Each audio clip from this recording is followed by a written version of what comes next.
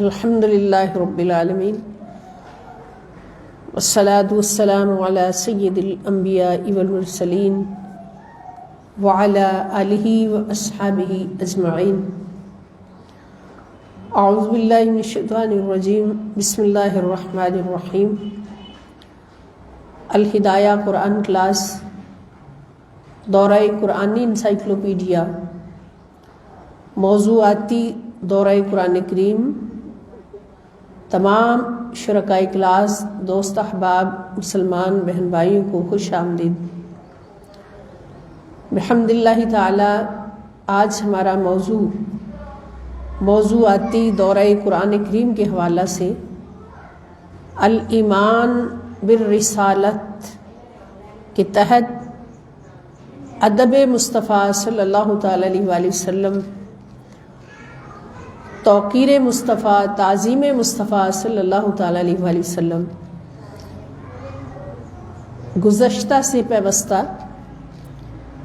ادب مصطفیٰ صلی اللہ علیہ وآلہ وسلم کے بارے میں کل جہاں پر ہم نے ختم کیا تھا وہیں سے سٹارٹ کرتے ہیں کہ اللہ رب العزت نے اپنے پیارے حبیب حضرت محمد مصطفیٰ صلی اللہ علیہ وآلہ وسلم کا ادب خود اپنی زبان پاک سے سکھایا ہے، اپنے کلام میں سکھایا ہے۔ حالانکہ دنیا داری کا اصول یہ ہے کہ ہمیشہ بڑے کا ادب چھوٹا سکھاتا ہے، اور یہاں پر بارگاہ حبیب خدا صلی اللہ علیہ وآلہ وسلم کی ہے، اور ادب خود رب ذوالجلال سکھا رہا ہے، جو خالق محمد بھی ہے، جو رازق محمد بھی ہے، جو رب محمد بھی ہے صلی اللہ علیہ وآلہ وسلم۔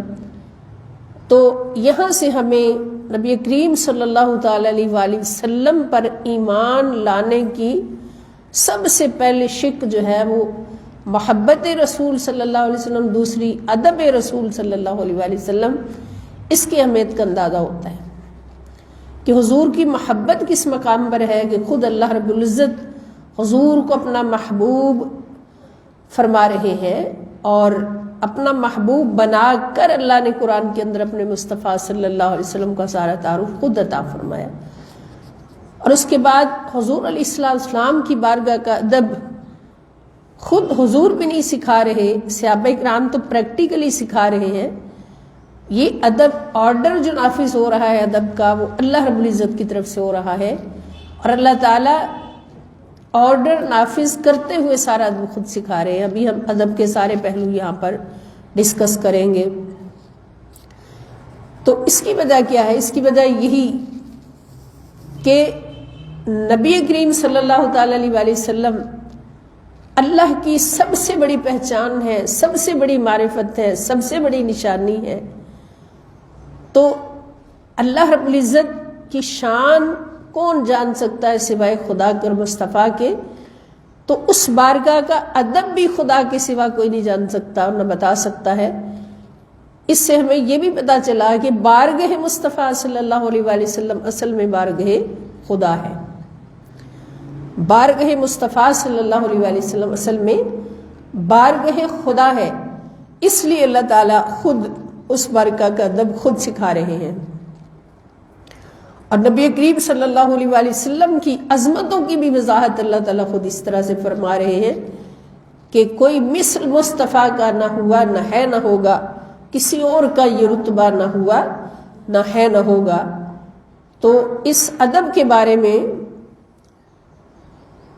ایک حدیث پاک بھی کل عرض کی تھی لیکچر کے آخر میں، وہ آج پھر ہم دہراتے ہیں کہ حضرت عبداللہ ابن عباس رضی اللہ تعالیٰ عنہ کے اس فرمان مبارک کہ لا تجعلوا دعاء الرسول بینکم کدعاء بعضکم بعضا، یعنی کل ہم نے یہ آیت پڑھی ہے کہ اے مسلمانوں، تم رسول پاک کے بلانے کو آپس میں ایک دوسرے کو بلانے کی مثل قرار نہ دو۔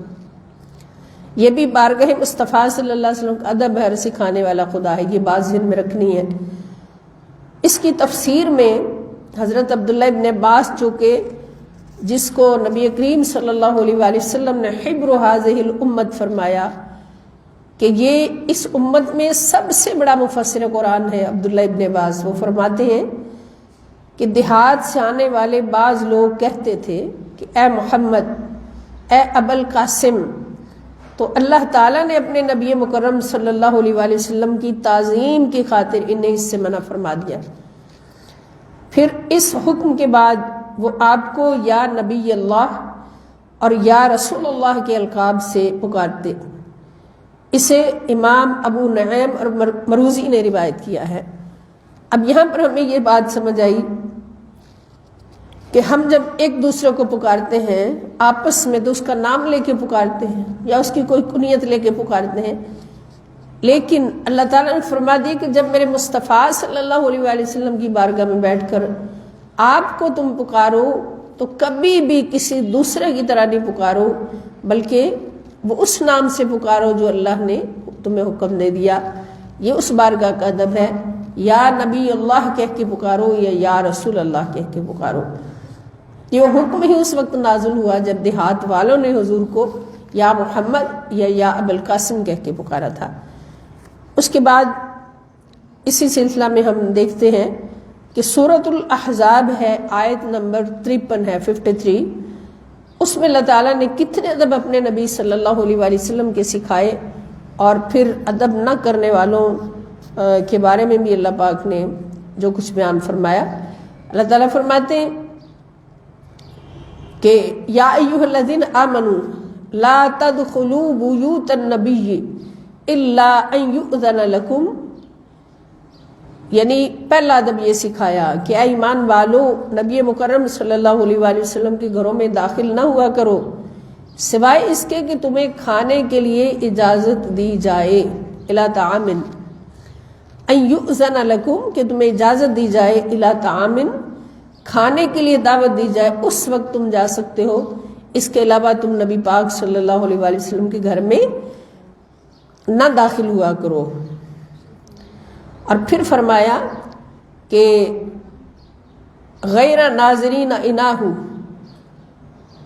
ولیکن اذا دعیتم، یعنی داخل نہ ہوا کرو سوائے اس کے کہ تمہیں کھانے کی طرف دعوت دی جائے، اور پھر وقت سے پہلے پہنچ کر کھانا پکنے کا انتظار کرنے والے نہ بنو. غیر ناظرین اناہ، ناظرین انتظار کرنے والے، اناہ کھانے کے برتن کا، یعنی پہلے پہنچ کر کھانے کے برتنوں کا انتظار نہ کرو. یہ ادب ہے بارگاہ مصطفیٰ صلی اللہ علیہ وآلہ وسلم کا. ولیکن اذا دعیتم، سوائے اس کے کہ جب تمہیں بلایا جائے، دعوت دی جائے. جب حضور دعوت نے ازواج مطہرات کی طرف سے کھانا پیش ہو تو پہلے نہیں جا کے بیٹھ جانا، جب اجازت ہو کھانا تیار ہو جائے تو پھر اندر جانا ہے. یہ پہلا ادب سکھایا. اور پھر فرمایا کہ فادخلوا، پھر داخل ہو جاؤ. فاذا طعمتم فانتشروا، پھر جب تم کھانا کھا چکو تو فوراً بکھر جاؤ، نکل جاؤ، چلے جاؤ. ولا مستأنسین لحدیث، اور وہاں سے اٹھ کر فوراً منتشر ہو جایا کرو، اور وہاں باتوں میں دل لگا کر بیٹھے رہنے والے نہ بنو کہ وہاں بیٹھ کر ازواج مطہرات کے ساتھ یا آپس میں ایک دوسرے کے ساتھ باتیں کر کے دل لگانے والے نہ بنو، بلکہ فوراً کھانا کھاؤ سر جھکا کے، جو کچھ پیش ہو جائے لنگر شریف کھا کے تو فوراً وہاں سے منتشر ہو جایا کرو. ان ذالکم کان یؤذی النبی صلی اللہ علیہ وآلہ وسلم، یقیناً تمہارا ایسے دیر تک بیٹھے رہنا نبی اکرم صلی اللہ علیہ وآلہ وسلم کو تکلیف دیتا ہے. اب دیکھیں حضور اس تکلیف کا اظہار اپنی زبان پاک سے نہیں فرماتے، لیکن اللہ تعالیٰ فرما رہے ہیں کہ تمہارے اس عمل سے میرے نبی صلی اللہ علیہ وسلم کو تکلیف پہنچتی ہے، تو اس عمل سے تم گریز کرو. تمہارا اس طرح دیر تک بیٹھے رہنا نبی کریم صلی اللہ علیہ وسلم کو تکلیف دیتا ہے. اور یستحی واللہ فیستحیی، تو حضور اس سے حیا فرماتے ہیں، حضور شرماتے ہیں کہ اپنے دل کی بات تمہیں کہیں. ولا من الحق، کی حق بات کہنے سے. واللہ لا یستحیی من الحق، لیکن اللہ تعالی حق بات کہنے سے نہیں شرماتا. یعنی حق بات ہے اللہ رب العزت کی بارگاہ سے اللہ تعالیٰ فرما رہے کہ میرے نبی کی بارگاہ کا، میرے نبی کے گھر کا ادب حق ہے، اور جو حق سے منہ موڑتا ہے اس کا ایمان مکمل نہیں ہوتا۔ اب یہ ساری ایمان کی باتیں جا رہی ہیں، ایمان بالتوحید کی باتیں جا رہی ہیں، جس کی بنیاد ایمان بالرسالت ہے، اور پھر ایمان بالرسالت کیسے مکمل ہوتا ہے یہ چیپٹر ہم پڑھ رہے ہیں کہ ادب مصطفیٰ صلی اللہ علیہ وآلہ وسلم پہلا قرینہ ہے ایمان کے قرینوں میں، ایمان کی تکمیل کے لیے۔ تو اللہ تعالیٰ فرماتے ہیں کہ ان ذالکم کان یؤذی النبی فیستحیی منکم، کہ تمہارا وہاں دیر تک بیٹھے رہنا، باتیں کرنے لگ جانا نبی پاک صلی اللہ علیہ وسلم کو تکلیف دیتا ہے، لیکن وہ تم سے شرماتے ہوئے حق بات کہتے نہیں، لیکن اللہ تعالیٰ حق بات کہنے سے نہیں شرماتا۔ سبحان اللہ۔ سمجھ آئی کہ نبی کریم صلی اللہ علیہ وسلم کی بارگاہ کا ادب حق ہے، حق، اور جو حق سے انکار کرے وہ کبھی مومن نہیں ہو سکتا۔ وَإِذَا سَأَلْتُمُوهُنَّ مَتَاعًا، اب یہ چوتھا ادب سکھا رہے اللہ پاک کہ جب تم نبی کے ازواج مطہرات سے کچھ سوال کرو، مانگو، کوئی چیز مانگو، کوئی مال طلب کرو، کوئی چیز بھی، فَاسْأَلُوهُنَّ مِنْ وَرَاءِ حِجَاب، تو تم ان ازواج مطہرات سے پس پردہ ہو کر مانگا کرو، یعنی پردے کے پیچھے سے ہو کر پوچھا کرو، سامنے آ کے ان کے ساتھ بات کرنے کی گستاخی مت کرنا۔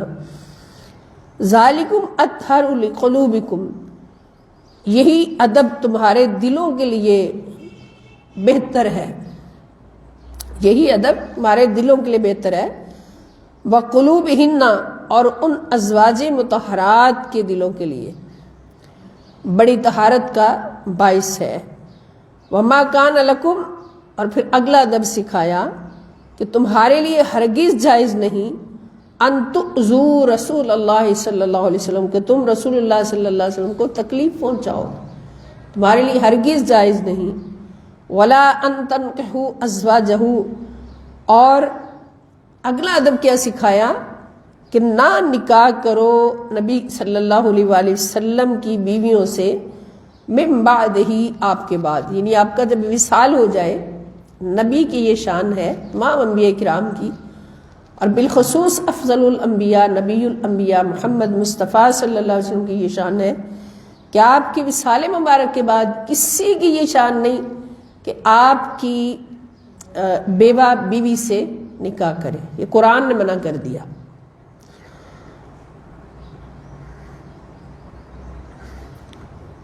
کبھی بھی نبی کی بیوی سے اس کے بعد نکاح نہیں ہو سکتا، بے شک یہ اللہ کے نزدیک بہت بڑا گناہ ہے، گناہ ہے۔ ان ذالکم کان عند اللہ عظیما، بے شک یہ اللہ رب العزت کی بارگاہ میں بہت بڑا گناہ ہے۔ اب دیکھیں کتنے ادب ہم نے سیکھ لیے کہ نبی کے گھر میں بغیر اجازت کے داخل نہیں ہونا، حتیٰ کہ تمہاری دعوت بھی ہو تو وہاں جا کر کھانے کا انتظار نہیں کرنا، بلکہ جب اجازت ہو تو پھر اندر جانا ہے۔ اور دوسرے، کھانے کے فوراً بعد منتشر ہو جانا ہے، اٹھ جانا، وہاں بیٹھ کر دل لگی نہیں کرنی، باتیں نہیں کرنی۔ اور اس کے بعد یہ بات نبی پاک صلی اللہ علیہ وسلم کو تکلیف دیتی ہے، لیکن اس حق بات کو حضور واضح نہیں فرماتے، شرماتے ہوئے، لیکن اللہ اس حق کو بیان کرنے سے نہیں شرماتا۔ اس کے بعد نبی پاک صلی اللہ علیہ وآلہ وسلم کی ازواج مطہرات سے کوئی چیز مانگنی ہے تو پردے کے پیچھے سے، اور پھر نبی پاک صلی اللہ علیہ وسلم کی دنیا سے پردہ فرما جانے کے بعد آپ کی زوجہ کے ساتھ شادی کرنا حرام ہے تمہارے لیے، اور بہت بڑا گناہ ہے، گناہ عظیم ہے۔ تو یہ سارے ادب جو ہیں یہ چھوٹے چھوٹے، یعنی ہر قدم پہ، ہر سانس میں اللہ تعالیٰ اپنے نبی صلی اللہ علیہ وآلہ وسلم کے ادب سکھا رہے ہیں کہ بارگاہ مصطفیٰ صلی اللہ علیہ وسلم کا معاملہ اتنا نازک ہے۔ شیخ سعدی رحمۃ اللہ علیہ نے فرمایا کہ ادب گاہست زیر آسماں از عرش نازک تر، نفس گم کردہ می آید جنید و با یزید اینجا، کہ جنید بغدادی اور بایزید بستامی جیسی ہستیوں نے بھی آ کے اپنے آپ کو فنا کر دیا در مصطفیٰ صلی اللہ علیہ وآلہ وسلم پہ۔ یہ ایسی ادبگاہ ہے آسمان کے نیچے، ایک ایسی ادبگاہ ہے کہ اس بارگاہ کا ادب اتنا بڑا ہے کہ چھوٹی سی کوتاہی بھی اللہ پاک سے برداشت نہیں ہے، اس پر بھی تمہاری سرزنش ہو سکتی ہے۔ حتیٰ کہ آگے ابھی ہم پڑھیں گے سورہ حجرات کا حوالہ بھی، کہ وہاں پر آواز بھی بلند نہیں تمہاری ہونی چاہیے۔ اس کے بعد سورۃ الفتح آیت نمبر 8 سے 10 اللہ تعالیٰ فرماتے ہیں کہ بے شک ہم نے آپ کو روز قیامت گواہی دینے والا، انا ارسلناک شاہدا و مبشرا و نذیرا، روز قیامت گواہی دینے کے لیے اعمال اور احوال امت کا مشاہدہ کرنے والا اور خوشخبری سنانے والا اور نور اور ڈر سنانے والا بنا کر بھیجا ہے، تاکہ اے لوگوں تم اللہ اور اس کے رسول پر ایمان لاؤ اور آپ کے دین کی مدد کرو۔ یہ ہم بار بار پڑھ رہے ہیں، ایمان کیسے لائیں گے؟ آپ کے دین کی مدد کرو اور آپ کی بے حد تعظیم و تکریم کرو، اور ساتھ ہی اللہ کی صبح و شام تسبیح کرو۔ یعنی اللہ کی تسبیح کے لیے بھی شرط ہے پہلے ادب مصطفیٰ صلی اللہ علیہ وسلم، تعظیم مصطفیٰ صلی اللہ علیہ وسلم، تکریم مصطفیٰ صلی اللہ علیہ وآلہ وسلم، یہ شرط ہے اللہ کی تسبیح کے لیے بھی۔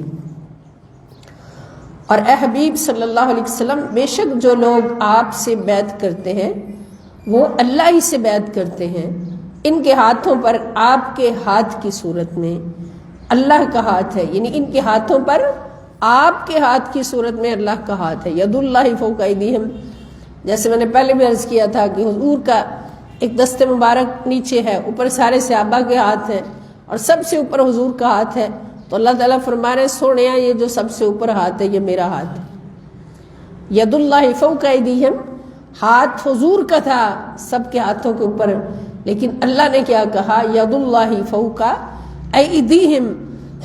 تو جب وہ ہاتھ اللہ کا ہاتھ تھا تو پھر سوچ لیجئے، سمجھ لیجئے کہ اس ہاتھ کا ادب کیا ہوگا۔ جو ادب خدا کا ادب ہوگا وہی اس ہاتھ کا ادب ہوگا۔ تو خدا کا ادب کرنے سے پہلے سوچ لیجئے کہ نبی کا ادب ہی خدا کا ادب ہے۔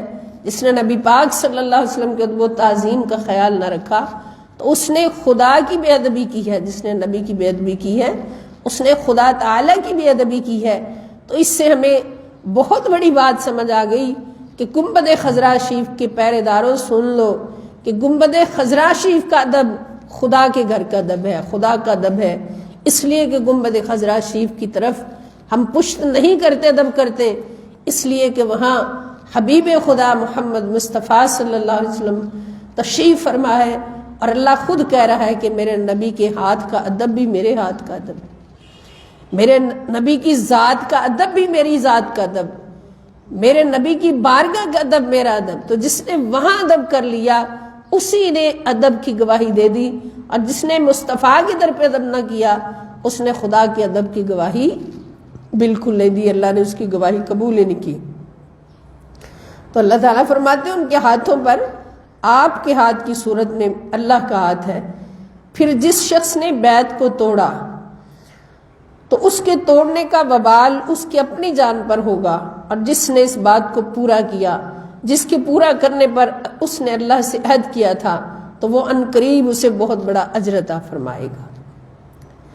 نبی کا ہاتھ، خدا کا ہاتھ، اس کے اندر ایک کلمہ ہم نے پڑھا وَتُعَزِّرُهُ، اور آپ کی حد درجہ تعظیم کی جس نے ادب کے حوالے سے، تو اس کے بارے میں حضرت ابن عباس فرماتے ہیں کہ تُعَزِّرُوهُ ای تجلوہ، یعنی، اور مبرد نے کہا کہ تُعَزِّرُوهُ کا مطلب ہے تُبَالِغُوا فی تعظیمہ، کہ تم آپ کی تعظیم میں حد سے بڑھ جاؤ، حد سے بڑھ کر تعظیم کرو نبی پاک صلی اللہ علیہ وسلم کی، جتنی حد ادب کی تمہاری نظروں میں ہو سکتی ہے اس سے بھی بڑھ کر نبی پاک صلی اللہ علیہ وسلم کی تعظیم کرو۔ یعنی حضرت عبداللہ ابن عباس فرماتے ہیں کہ آیت قرآنی میں تو عزرو سے مراد یہ ہے کہ آپ کی خوب تعظیم کرو، اور ابو العباس المبرد نے کہا کہ تو عزرو سے مراد آپ کی تعظیم میں خوب مبالغہ کرو، حد سے بڑھ جاؤ تعظیم میں۔ تو اسی طرح آگے سورۃ الحجرات کا حوالہ ہے تعظیم مصطفیٰ صلی اللہ علیہ وسلم کے بارے میں۔ اللہ تعالیٰ فرماتے ہیں نمبر 1، اے ایمان والو، تم اللہ اور اس کے رسول صلی اللہ علیہ وآلہ وسلم سے کسی معاملہ میں سبقت نہ کیا کرو، آگے نہ بڑھا کرو۔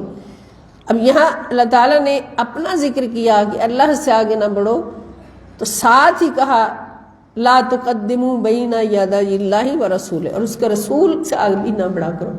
گویا رسول اللہ صلی اللہ علیہ وسلم سے سبقت لے جانا، اللہ پر سبقت لے جانا ہے، اور وہ کافر ہے، وہ مسلمان نہیں جو رسول اللہ صلی اللہ علیہ وسلم پر سبقت لے جانے کی کوشش کرے۔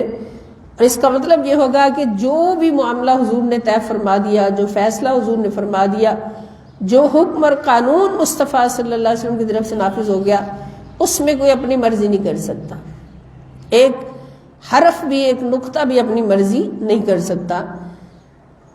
اور ان سے پہلے نہ بول اٹھا کرو، ان کے حکم کا انتظار کیا کرو، یعنی لا تقدموا بین یدی اللہ ورسولہ کا مطلب یہ ہوگا کہ ان سے پہلے نہ بول اٹھا کرو، ان کے حکم کا انتظار کیا کرو، ان کا فرمانا اللہ کا فرمانا ہے۔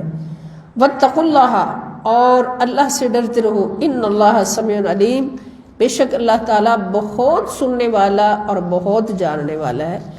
دل میں بھی کوئی سوچ لے خدا نخواستہ نبی پاک صلی اللہ علیہ وسلم کی بے ادبی کے بارے میں، تو اس پر بھی اس کو فوراً اللہ رب العزت کی بارگاہ سے وعید ہے، سزا سنا دی جاتی ہے۔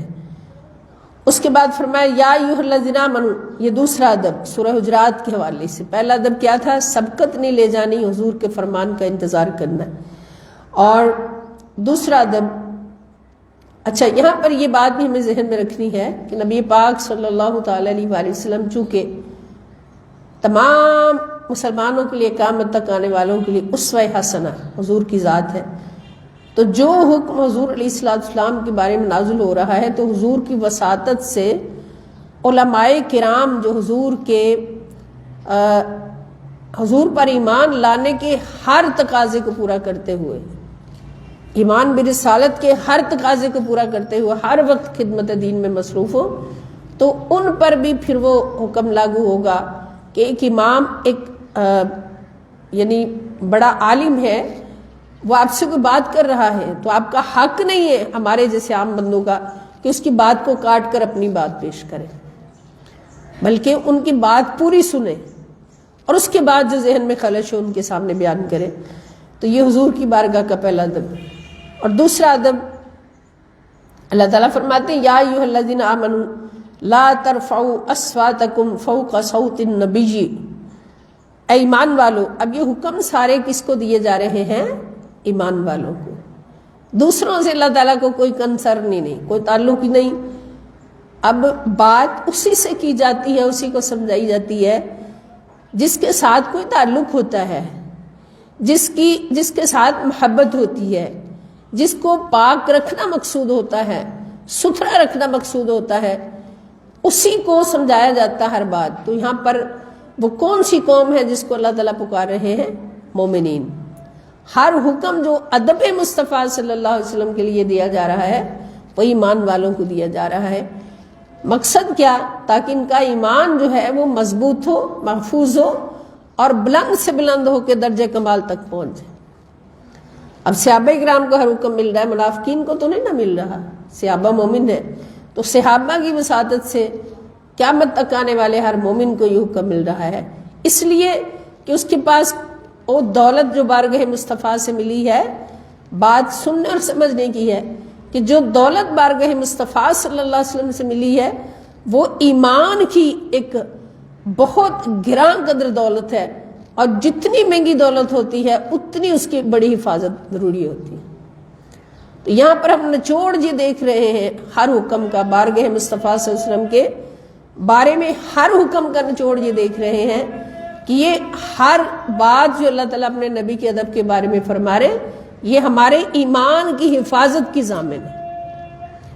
ایمان سب سے گراں قیمت دولت جو اللہ پاک کی بارگاہ سے ملی، تو اس کی حفاظت فقط اور فقط بارگاہ مصطفیٰ صلی اللہ علیہ وسلم ہے اور کوئی نہیں ہے۔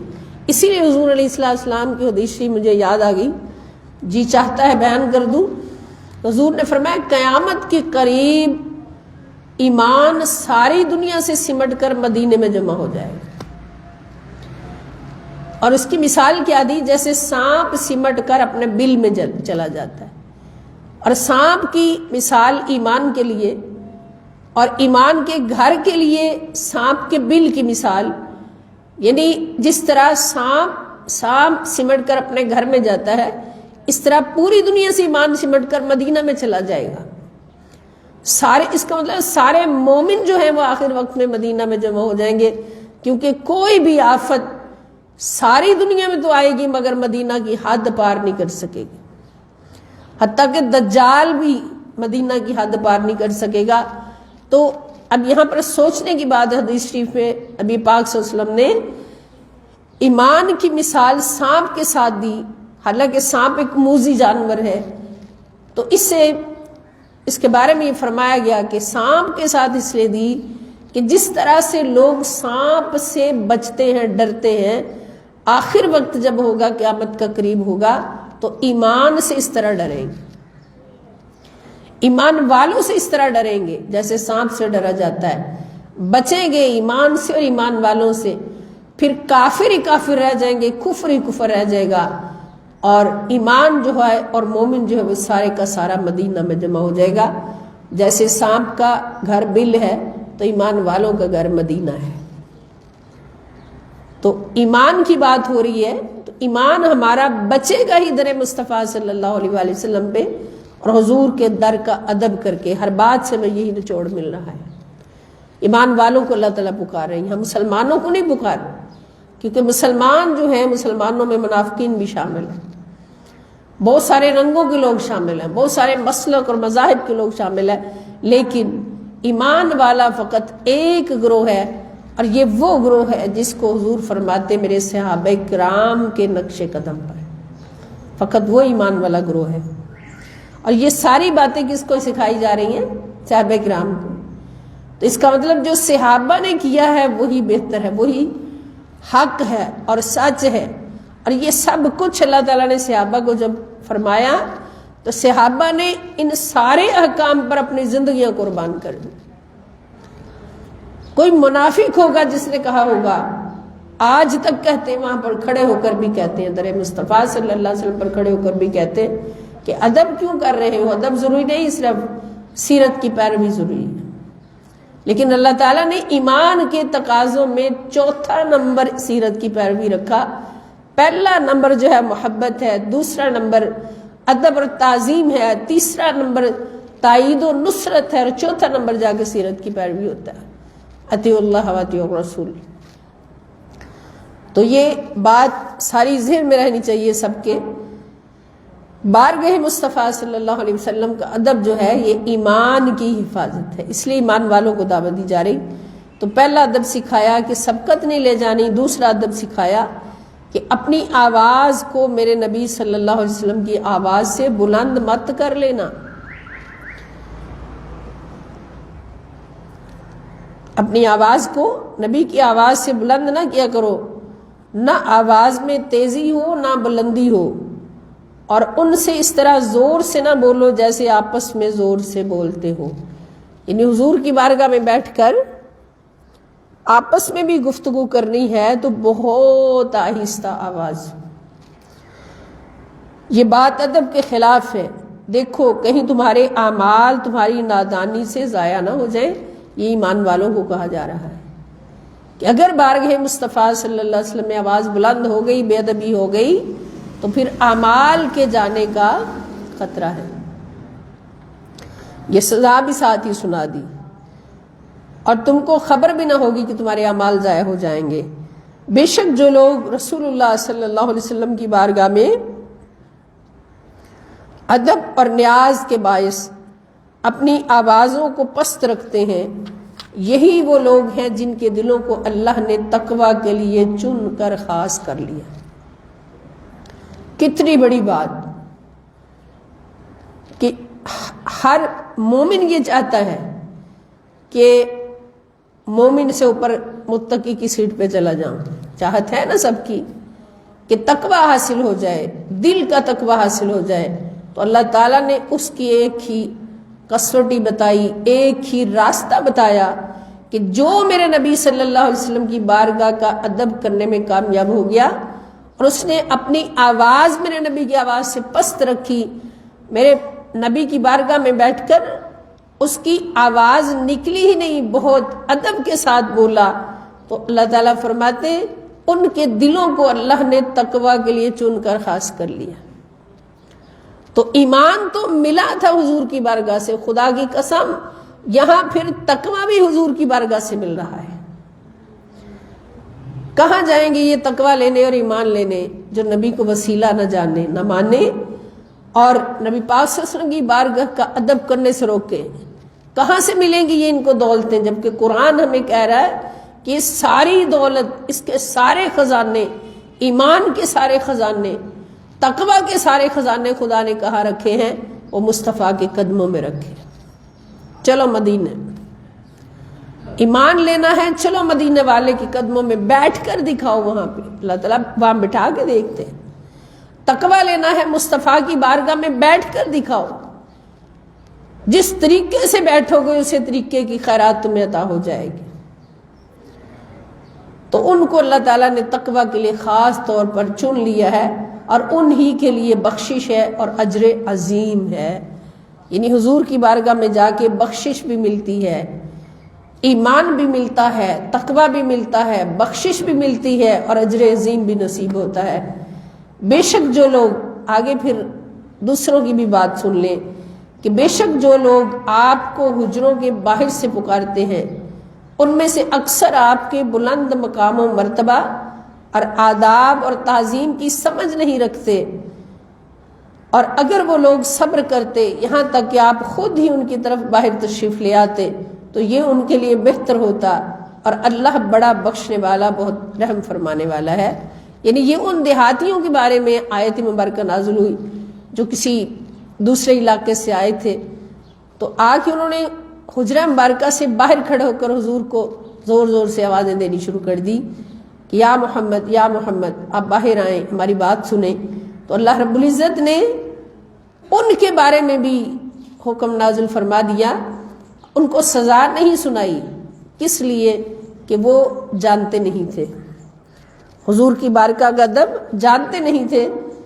اور اللہ تعالیٰ نے فرما دیا کہ آپ کے بارگاہ کا ادب اور تعظیم اور مقام و مرتبہ ان کو پتہ نہیں ابھی تک، آج ان کو سمجھا دیا جاتا ہے.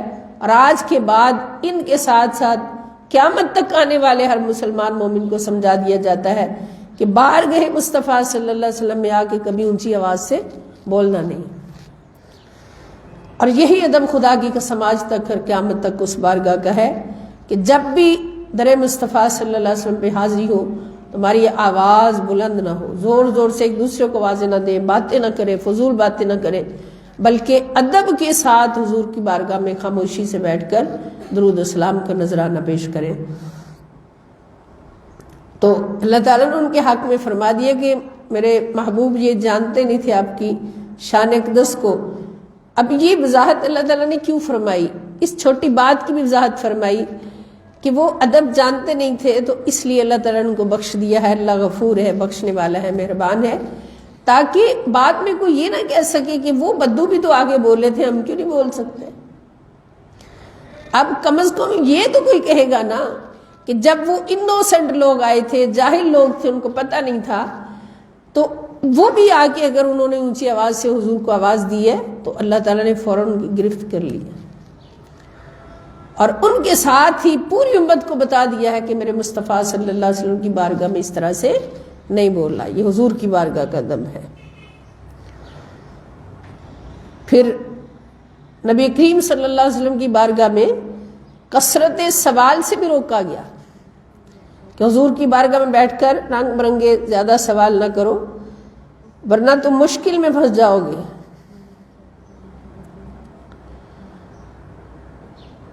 بلکہ یہ حکم نافذ کر دیا. سورۃ الحشر ہے، فرمایا وما آتاکم الرسول فخذوہ وما نہاکم عنہ فانتہوا واتقوا اللہ ان اللہ شدید العقاب، اور جو کچھ رسول صلی اللہ علیہ وسلم تمہیں عطا فرمائے سو اسے لے لیا کرو، اور جس سے تمہیں منع فرمائے اس سے رک جایا کرو، اور اللہ سے ڈرتے رہو، یعنی رسول پاک صلی اللہ علیہ وسلم کی تقسیم اور عطا پر کبھی زبانیں تان نہ کھولو، جیسے ذوالخویسرہ تمیمی نے کھولی تھی، منافقین کا سردار بن گیا، اور اس کی نسل آج تک اور قیامت تک اسی کیٹیگری میں ہے، اتنی بڑی سزا اس کو ملی، نعوذ باللہ۔ تو اللہ تعالیٰ فرما رہے ہیں کہ جو میرا رسول تمہیں عطا کرے اسے محبت کے ساتھ فوراً لے لو، اور جس سے وہ روک کے اس سے رک جاؤ، بے شک اللہ سخت سزا دینے والا ہے، عذاب دینے والا ہے۔ تو اس کے بارے میں بھی اور حوالہ جات بھی ہیں کہ حضور سے کثرت سوال نہیں کرنا کہ آپ نے ایسے کیوں کیا، ایسے کیوں نہیں کیا، اور صحابہ کرام کی زندگیوں سے رضوان اللہ تعالی علیہم اجمعین اس پر بھرپور عمل کا نقشہ ہمیں ملتا ہے کہ کتنی ہی شدت کی گرمی ہے، سختی ہے، مشکلات ہیں، اور حضور نے ایک آرڈر فرما دیا کہ جنگ کے لیے اعلان کر دو۔ کسی صحابی کی زبان پر کوئی سوال نہیں آیا کہ حضور ہم 313 ہیں، ہمارے پاس تھے، ان کے پاس 2 گھوڑے ہیں، 6 زرہیں ہیں، 8 تلواریں ہیں، ہم 950 کے مسلح لشکر کا مقابلہ کیسے کریں گے؟ کوئی وسائل نہیں ہمارے پاس، کسی نے سوال نہیں کیا۔ حضور نے بلکہ بلا کے پوچھا 313 صحابہ کرام سے کہ اس طرح مدینہ کی حفاظت کے لیے، اسلام کی حفاظت کے لیے جنگ کا وقت آ گیا، جہاد کا وقت آ گیا، اب آپ لوگ بتاؤ کہ کیا مشورہ ہے آپ لوگوں کا؟ تو خدا کی قسم ہر صحابی اطاعت، فرما برداری، محبت اور عشق کا نمونہ پیش کرتے ہوئے قدموں میں گر گیا کہ یا رسول اللہ صلی اللہ علیہ وسلم آپ ہمیں یہ کیوں فرماتے ہیں کیا مشورہ؟ بس آپ حکم فرمائیں کرنا کیا ہے، آپ ہم سے مشورہ طلب نہ فرمائیں، ہمیں حکم فرمائیں کہ ہم نے کرنا کیا ہے۔ تو حضور نے پھر بتا دیا کیا کرنا۔ ہر صحابی تیار ہے، بچہ بچہ تیار ہے۔ ایک بوڑھی صحابیہ ہیں، تڑپ رہی ہیں کہ کاش میرا بھی کوئی ہوتا، میں بھی جہاد پر بھیجتی۔ گھر جاتی ہیں، سارے گھر پہ نظر ڈالتی ہیں، کچھ نہیں ملتا سوائے اپنے لمبے بالوں کے۔ بال ان کے کافی لمبے تھے، اپنے بال کاٹ کے ان کی رسی بنا کے لے آتی ہیں، اور آ کے عرض کرتی ہیں یا رسول اللہ صلی اللہ علیہ وسلم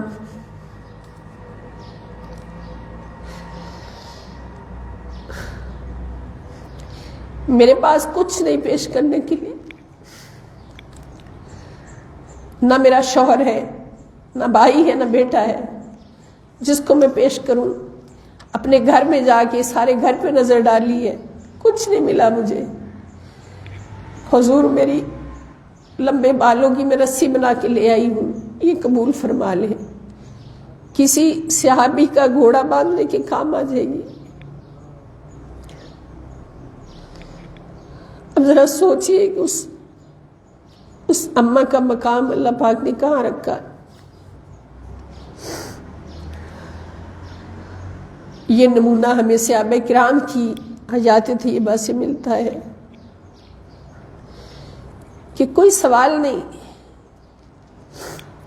چھوٹے چھوٹے بچے آ جاتے ہیں، 2 بھائی معوذ اور معاذ آ کے عرض کرتے حضور ہم نے بھی جہاد کرنے جانا ہے۔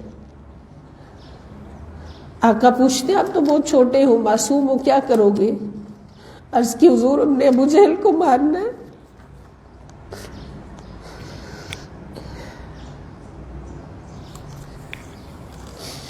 اتنے بڑے بڑے نمونے اللہ پاک نے ہمیں عطا فرمائے، اتنے بڑے بڑے کردار ہمارے سامنے رکھے، اور انہی ہستیوں کے بارے میں حضور فرماتے ہیں کہ اصحابی کالنجوم، میرے یہ صحابہ جنہوں نے کبھی بھی میرے سے کوئی سوال نہیں کیا، میرے ہر حکم پر قربان ہوتے رہے، جو کچھ میں اشارہ کرتا رہا میرے اوپر قربان ہوتے رہے، اللہ کی ہر بات کو حق سمجھ کر مانتے رہے۔ یہ میرے ستارے، ان کو میں آسمان کے ستارے قرار دیتا ہوں۔ اصحابی کالنجوم، میری بارگاہ میں اس آسمان کے ستاروں کی طرح ہے، جیسے آسمان کے ستارے کبھی نہیں ڈوبتے۔ خدا کی قسم اس بات سے ہمیں یہ دلیل مل گئی کہ جیسے آسمان کے ستارے کبھی نہیں ڈوبتے نہ قیامت تک ڈوبیں گے، اسی طرح میرے مصطفیٰ صلی اللہ علیہ وسلم کے صحابہ کا مقام ہے کہ نہ وہ ڈوبے ہیں نہ ڈوبیں گے، ہمیشہ ستاروں کی طرح زندہ و سلامت ہیں، حاضر ہیں، ساری دنیا کو روشن کر رہے ہیں۔ ان کی روشنی دنیا میں رات چھا جاتی ہے، ستارے اس رات میں دنیا کو روشن کر دیتے ہیں۔ تو صحابہ کرام کی بھی یہی شان ہے کہ ان کی زندگیاں ہماری زندگیوں کی راتوں کو روشن کر دیتی ہیں۔ اتنے بڑے بڑے اللہ پاک نے ہمیں نمونے عطا کیے، پھر بھی ہم کدھر جا رہے ہیں؟ ہمارے پاس وہ جذبے کیوں نہیں؟ اللہ نے کہہ دیا وما آتاکم الرسول فخذوہ، جو کچھ میرا رسول تمہیں عطا کر دے فوراً لے لیا کرو، وما نہاکم عنہ فانتہوا، اور جس سے وہ روک دیا کرے اس سے رک جایا کرو، واتقوا اللہ، اور اللہ سے ڈرتے رہو، ان اللہ شدید العقاب، بے شک اللہ تعالیٰ بہت سخت سزا دینے والا ہے۔ اب سزا کی بات یہاں کیوں آئی؟ بارگاہ مصطفیٰ صلی اللہ علیہ وسلم کی عطا کا بیان ہے کہ جس نے میرے رسول کی خیرات کو جھولی میں بھر لیا اس کے لیے رحمتوں کے خزانے لٹ گئے، اور جس نے میرے نبی کی بارگاہ سے عطا لینے سے انکار کر دیا، اس طرف رخ کرنے سے انکار کر دیا، تو پھر کیا ہوگا؟ وہ شدید عقاب کا شکار ہوگا۔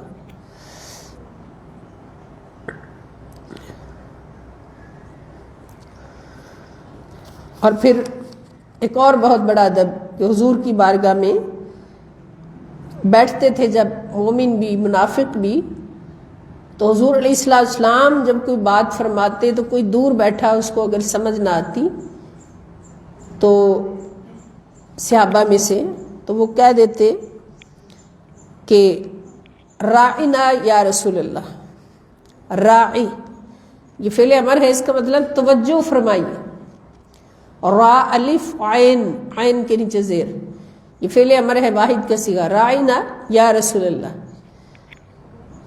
اب منافقین نے اس سے فائدہ اٹھایا، جو ان کا فائدہ تھا عذاب جہنم میں داخل ہونے کا، انہوں نے اس لفظ کو تھوڑا سا بگاڑا کس طرح کہ اس کے ساتھ یا کا اضافہ کر دیا، راعی، راعی بنا دیا، عین یا ای، غالف را عین یا ای، راعی۔ راعی کا مطلب ہے نعوذ باللہ جو بکریاں چرانے والا ہوتا ہے اس کو راعی کہتے ہیں، چرواہا۔ اب مومنوں نے تو کہا یا رسول اللہ راعینا، ہماری طرف توجہ فرمائیے، کہ ہمیں ایک بار اور ارشاد فرما دیجیے آپ نے کیا ارشاد فرمایا۔ اور منافق کیا کہتے ہیں؟ ٹولا بیٹھا ہوتا ہے ایک طرف، اور کیا ایک دوسرے کی طرف دیکھ کے آنکھیں مارتے ہنستے اور یہ لفظ بولتے، نعوذ باللہ، راعی کے بجائے راعینا، کیا معنی ہو گیا؟ ہمارا چرواہا، نعوذ باللہ، یہ لفظ بولتے۔ اب اللہ سے بڑھ کے کون جان سکتا تھا اللہ تعالیٰ کو؟ اللہ پاک نے جب یہ لفظ ان کی زبانوں سے سنا تو فوراً حکم آ گیا۔ سورۃ البقرہ آیت نمبر 104، اللہ تعالیٰ فرماتے ہیں یا ایھا الذین آمنوا۔ اب منافقوں کی طرف تو اللہ پاک نے دیکھا بھی نہیں جو یہ کام کرتے تھے، کہا یہ تو میری نظر میں ہی نہیں ہے۔ بندہ بات تو اس سے کرتا ہے نا جو جس پر نظر ڈالے، اللہ کی نظر میں ہی نہیں ہے۔ لیکن جتنے مومن بیٹھے ہو تم سن لو، یا ایھا الذین آمنوا، ایمان والو، لا تقولوا رائنا، آئندہ سے رائنا کا لفظ نہیں بولنا، یعنی رائنا جو مومن بولتے تھے اس کو اللہ پاک نے لیا، جو وہ بولتے تھے اس لفظ کو بیان ہی نہیں کیا اللہ تعالیٰ نے، اور ان کی طرف نظر بھی نہیں کی اللہ پاک نے۔ اس سے میں کیا درس ملا؟ کہ جو نبی کی گستاخی کرے خدا نخواستہ اس کی طرف نظر کرنا بھی حرام ہے، اس کو دیکھنا بھی حرام ہے، فقط سزا کی خاطر اس کی طرف دیکھنا ہے یا اس کے ساتھ کوئی تعلق جوڑنا کہ اس کو سزا ہم نے دینی ہے، اور اس کے بعد جو کچھ وہ کر رہا ہے اس بات کو بھی اہمیت نہیں دینی، اس کو بیان نہیں کرنا۔ یہاں پر یہ فاسٹ میڈیا پر یہ بڑا کام ہوتا ہے۔ یہ قرآن کی اس آیت سے میں ایک مسئلہ نکال کر آپ کے سامنے بیان کری، جو سن رہے ہیں کہ نبی پاک صلی اللہ تعالی علیہ وآلہ وسلم کی بارگاہ اقدس کی کوئی خدا نخواستہ بے ادبی کرے، وہ کافر ہے، وہ منافق ہے، وہ مرتد غلیظ انسان ہے، اور ان لوگوں کا یہ کام ہے، مشن ہے، ایسی کو بے ادبی کرتے ہیں، پھر اس کو میڈیا پہ ڈال دیتے ہیں اور ساتھ یہ لکھ دیتے ہیں کہ اس پر 10 بار لعنت بھیج کر اس کو آگے شیئر کریں۔ اب شیئر کرانے کا مقصد کیا ہے؟ آپ سب جانتے ہیں جو میڈیا کے ماہر ہیں کہ جتنا ایک بات کو شیئر کریں گے اتنی وہ اوپر جائے گی، اور جتنی اوپر جائے گی اتنی اس کی ویلیو زیادہ ہوگی اور دنیا میں مشہور ہو جائے گی۔ تو اب اس کا مطلب ہے کہ جنہوں نے شیئر کیا انہوں نے اس بات کا انکار کیا۔ اللہ پاک نے منافقین نے ایک کام کیا کہ حضور کی گستاخی کی، اللہ رب العزت نے ان کی طرف دیکھا تک نہیں، ان کی بات کو بیان تک نہیں کیا کہ انہوں نے یہ بات کی ہے، بلکہ مومنوں کو کہا کہ آئندہ سے تم نے وہ لفظ ہی نہیں بولنا میرے محبوب کی بارگاہ میں کہ جس کو کوئی بگاڑ کے میرے مصطفیٰ کی گستاخی کر سکے۔ بات سمجھ آ گئی نا کہ ایسی کوئی بات اگر دیکھیں گستاخی کی، اس کو وہی دبا دیں، جہنم میں بھیج دیں، لعنت بھیجے ان پر، لاکھ لعنت، کروڑ لعنت، ہر وقت ان پر لعنت ہے جو میرے نبی کی گستاخی کرے، لیکن اس کو شیئر کبھی بھی نہ کرے، اس کو وہی دبا دیں، ڈیلیٹ کر دیں، بلکہ جہاں تک ہو سکے آپ سے اس کو ڈیلیٹ کروا دیں۔ یہ میرے اللہ کی سنت ہے۔ دیکھ لیا نا قرآن، اللہ تعالیٰ نے یہ نہیں کہا کہ میں میرے مومن بندو یہ منافقین رائی کا لفظ استعمال کر رہے ہیں اس لیے میں یہ چھڑوا رہا ہوں، ان کی طرف دیکھا ہی تک نہیں، ان کو وہی دبا دیا اور اپنے مومن بندوں سے فرما دیا کہ لا تقولوا رائنا، آئندہ سے آپ نے رائنا کا لفظ نہیں بولنا، بلکہ کیا کہنا، وقولوا، اور کہا کرو، انظرنا، ہماری طرف نظر فرمائیے۔ یعنی معنی دونوں کا ایک ہے، ایک میں توجہ کے معنی، ایک میں نظر کے معنی ہے، تو ہماری طرف نظر فرمائیے، اور ساتھ ہی فرما دیا کہ واسمعوا، اور غور سے سن لو سارے، جس نے آج کے بعد یہ لفظ بولا نہ ماننا وہ کافر ہوگا۔ صحابہ سے فرمایا جا رہا ہے وہ کافر ہوگا۔ وَلِلْكَافِرِينَ عَذَابٌ عَلِيمٌ، اور کافروں کے لیے بڑا دردناک عذاب ہے، دردناک عذاب ہے۔ اب یہاں پر ایک سوال پیدا ہوتا ہے کہ پہلے پارے میں ہم نے پڑھا کافروں کے لیے عذاب عظیم ہے، وَلَهُمْ عَذَابٌ عظیم، لیکن یہاں پر عذاب علیم، وہاں پر ہم نے پڑھا کافروں کے لیے عذاب عظیم ہے اور منافقوں کے لیے عذاب علیم ہے، دردناک ہے۔ یہاں پر اللہ تعالیٰ نے فرمایا کہ رائنا آج کے بعد نہیں بولنا، جس نے بولا وہ کافر، اور ان کافروں کے لیے عذاب علیم، دردناک عذاب، یعنی منافقوں والا عذاب۔ اس کا مطلب یہاں کافر سے مراد منافقین ہے جو نبی پاک صلی اللہ علیہ وسلم کی بارگاہ کا ادب نہ کرے۔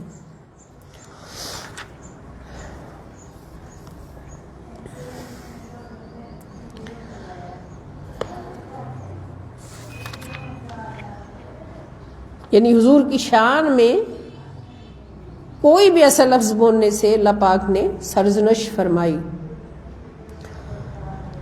اور سورہ نساء ہے، یہ ایک دو حوالہ جات ہم پڑھ لیتے ہیں، باقی بار بار میں کہتی ہوں کہ اپنے گھروں میں انسائکلوپیڈیا کا سیٹ رکھیں اور سارا مطالعہ کریں۔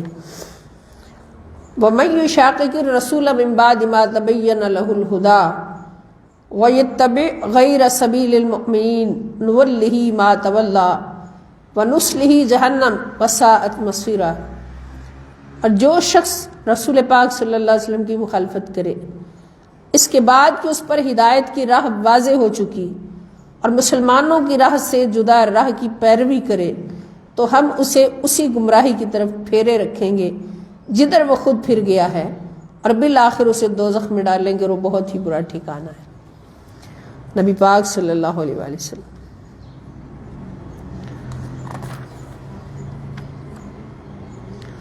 تو یہاں بھی ہر پہلو پر، ہر لمحہ پر اللہ پاک نے حکم نازل فرمائے کہ کچھ لوگوں نے حضور علیہ السلام کے موال غنیمت تقسیم کرنے پر تانا زنی کی، اس کے بارے میں سورہ توبہ میں فرما دیا کہ یہ جو آپ پر ان میں سے بعض ایسے ہیں جو صدقات کی تقسیم میں آپ پر طعنہ زنی کرتے ہیں، پھر اگر انہیں ان صدقات میں سے کچھ دے دیا جائے تو وہ راضی ہو جائیں گے، اور اگر انہیں اس میں سے کچھ نہ دیا جائے تو وہ فوراً خفا ہو جاتے ہیں۔ اور کیا ہی اچھا ہوتا اگر وہ لوگ اس پر راضی ہو جاتے جو ان کو اللہ اور اس کے رسول صلی اللہ علیہ وسلم نے عطا فرمایا تھا، اور کہتے کہ ہمیں اللہ کافی ہے، ان قریب ہمیں اللہ اپنے فضل سے اور اس کا رسول مزید عطا فرمائے گا، بے شک ہم اللہ ہی کی طرف راغب ہیں، اور رسول پاک صلی اللہ علیہ وسلم اسی کا واسطہ اور وسیلہ ہے، اس کا دینا بھی اللہ ہی کا دینا ہے۔ اگر یہ عقیدہ رکھتے اور طعنہ زنی نہ کرتے تو یہ بہتر ہوتا۔ پھر حضرت عائشہ صدیقہ رضی اللہ عنہا کی شان میں جب منافقین نے الزام لگایا تو اس پر بھی اللہ پاک نے خود سرزنش فرمائی، اور حضرت عائشہ صدیقہ رضی اللہ تعالیٰ عنہا چونکہ حضور علیہ السلام کی زوجہ محترمہ ہے، اور عائشہ کی شان میں جو گستاخی ہے وہ نبی کی شان میں گستاخی، اور جو نبی پاک صلی اللہ علیہ وسلم کی شان میں گستاخی وہ اللہ تعالیٰ کی شان میں گستاخی، تو اللہ تعالیٰ نے اس کی برات کا اعلان خود فرمایا۔ لوگ سوچ رہے تھے کہ حضور کی بیوی ہیں، حضور خود کیوں نہیں فرما رہے کہ میری عائشہ پاک ہے، لیکن حضور علیہ السلام کو انتظار تھا اللہ کے حکم کا۔ یہاں پر منافقین کے دل میں یہ بات آتی ہے، منافقین کے دل میں، کہ اگر حضور کو پتہ ہوتا، حضور عالم الغیب ہوتے، علم غیب جانتے ہوتے، تو حضور کو پتہ نہ ہوتا کہ حضرت عائشہ پاک ہے، حضور گواہی کیوں نہیں دی؟ حضرت عائشہ کی پاکی کی گواہی کیوں نہیں دی اگر حضور عالم الغیب ہے؟ تو اس کا جواب قرآن دیتا ہے کہ وما ينطق عن الهوى ان هو الا وحی یوحی، کہ نبی اپنی مرضی سے کچھ بولتے ہی نہیں، وہی بولتے جو اللہ کا حکم ہوتا ہے۔ اور دوسرے نمبر پر یہ کہ بیوی کی گواہی شوہر نہیں دے سکتا، اور پھر یہاں بیوی مصطفیٰ صلی اللہ علیہ وسلم کی بیوی ہے تو ان کی گواہی بارگاہ مصطفیٰ کے ادب کی ہر گواہی جب اللہ نے دی ہے تو یہ بھی تو بارگاہ مصطفیٰ صلی اللہ علیہ وسلم، تو یہ گواہی اللہ کی بارگاہ سے آنی تھی، حضور کو انتظار تھا۔ تو انہوں نے فرمایا میں اللہ کے حکم کا منتظر ہوں، میں نہیں کہوں گا، مجھے پتا ہے کہ صدیق بھی پاک ہے اور صدیقہ بھی پاک ہے، لیکن گواہی اللہ دے گا۔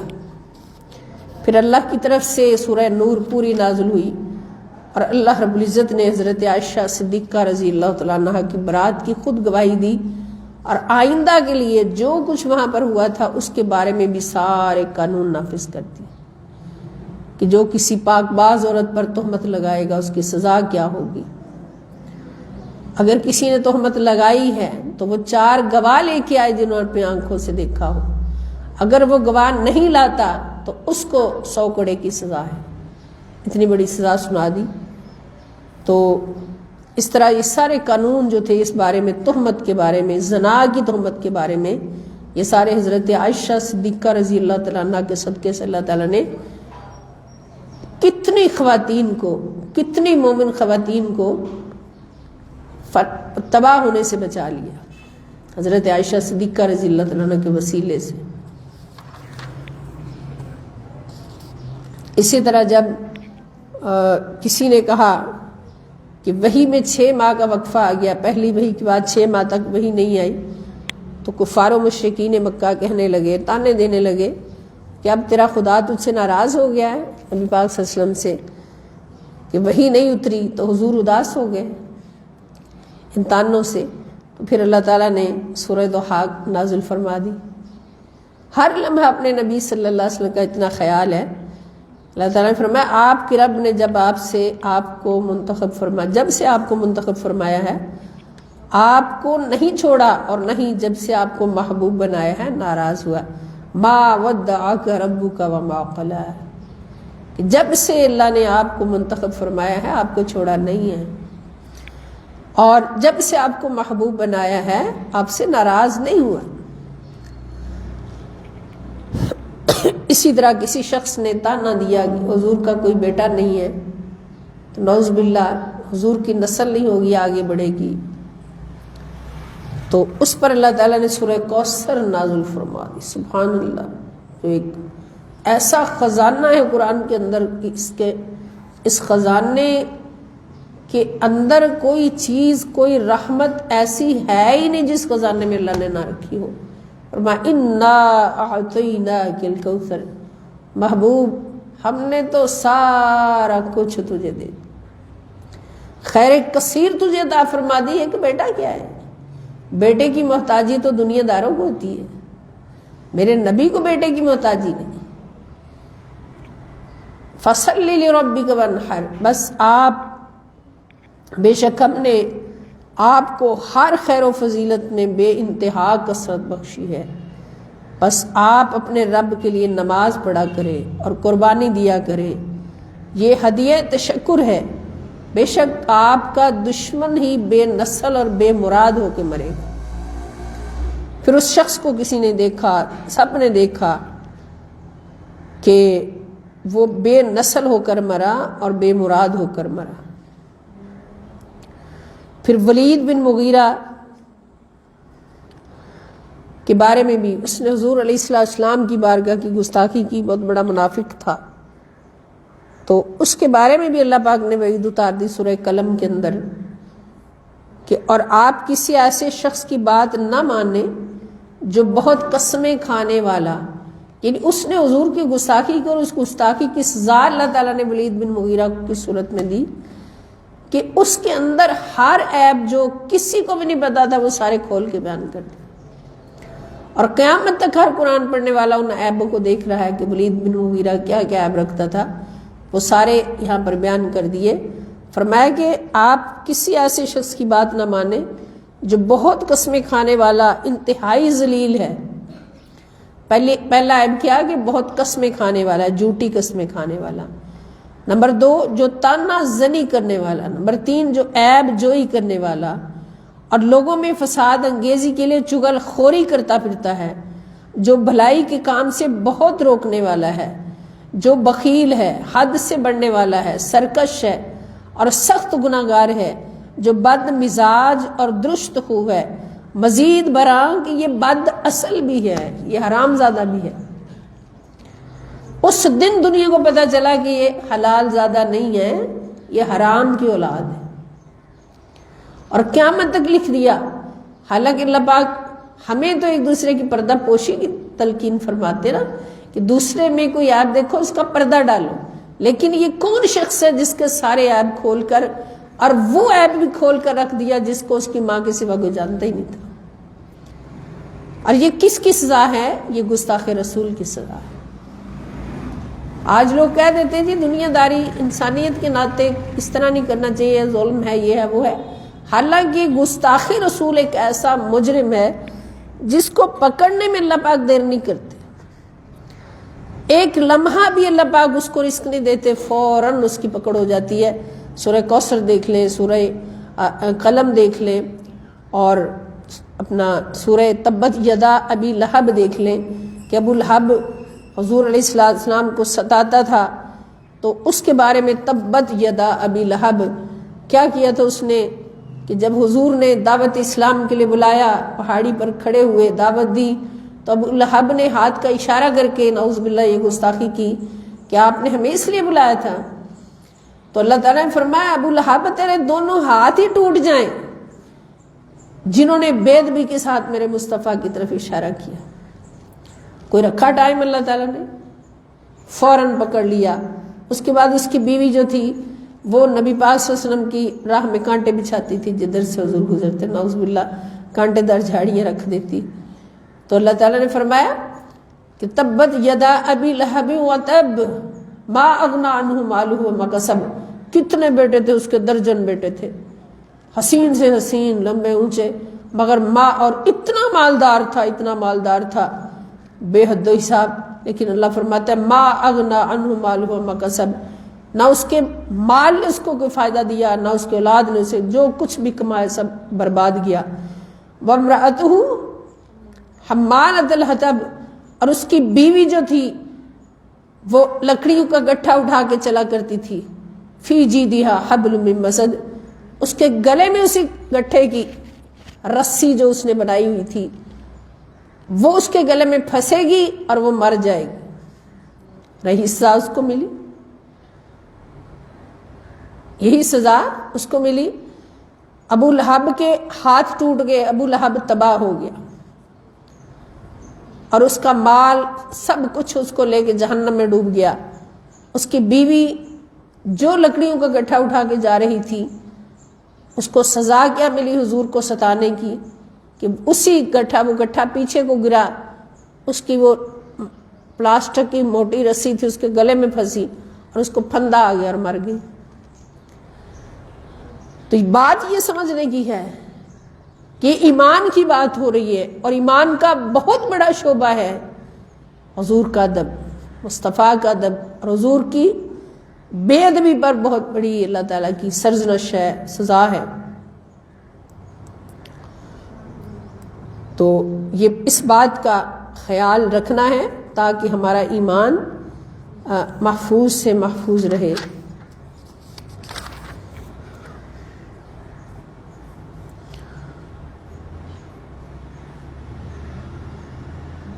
ہاں جی،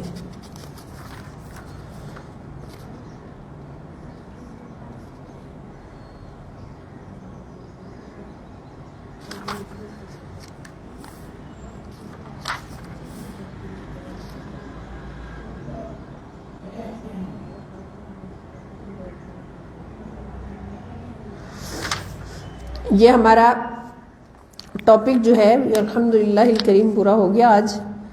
اس کے بعد اطاعت رسول صلی اللہ علیہ وسلم اطاعت الہی ہے، تو اس کے بارے میں بہت سارے حوالہ جات ہم پہلے ڈسکس کر چکے ہیں، تو اس میں بھی ماشاءاللہ کافی حوالہ جات ہیں۔ یہ اس کا آخری جو ہے تعلیق ہے حدیث پاک سے، اس کو میں بیان کر دیتی ہوں کہ علامہ ابن تیمیہ بیان کرتے ہیں، یہ چیز واضح کرتی ہے کہ حکم الہی اور حکم رسول، محبت الہی اور محبت رسول، رضائے الہی اور رضائے رسول، اطاعت الہی اور اطاعت رسول ایک ہی شے ہے صلی اللہ علیہ وآلہ وسلم۔ اسی طرح اللہ تعالیٰ کی مخالفت اور رسول اللہ صلی اللہ علیہ وسلم کی مخالفت، اللہ تعالیٰ سے دشمنی اور اس کے رسول صلی اللہ علیہ وسلم سے دشمنی، اللہ تعالیٰ کو ایذا رسانی اور اس کے رسول مکرم صلی اللہ علیہ وسلم کو ایذا رسانی، اور اللہ تعالیٰ کی نافرمانی اور اس کے رسول مکرم صلی اللہ علیہ وسلم کی نافرمانی ایک ہی شے ہیں، یہاں تک کہ اللہ تعالیٰ نے اپنے لیے، اپنے رسول مکرم صلی اللہ علیہ وسلم کے لیے قرآن مجید میں کئی مقامات پر واحد کی ضمیر استعمال کی، کیا پہلے سمجھ چکے ہیں کہ واللہ ورسولہ احق ان یرضوہ۔ تو اس طرح کی کئی مثالیں اور بھی ہیں کہ ذاتیں دو ہیں مگر ضمیر ایک استعمال کی ہے۔